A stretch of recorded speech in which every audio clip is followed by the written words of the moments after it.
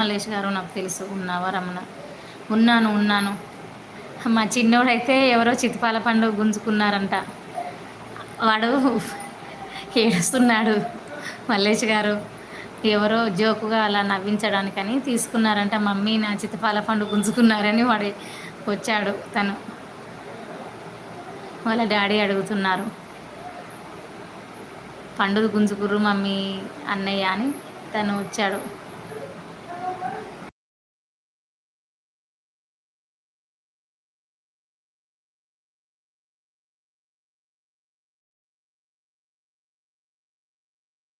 అవును, అవును మల్లేష్ గారు. వాడు ఏడుచుకుంటూ వస్తే ఎవరైనా కొట్టారా అని నేను అడిగాను. లేదు మమ్మీ నా పండు గుంజుకున్నారు అన్నయ్య అని ఏడుస్తుండు వాడు.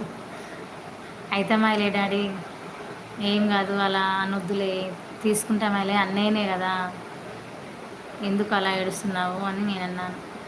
ఎందుకమ్మా, ఎందుకు గుంజుకోవాలని అంటుండు వాడైతే. నీకేం పని లేదు, బాగానే చెప్పినావు అంటుండు వాడు. మన కడుపు మురిగిపోతుంది పండు తీసుకు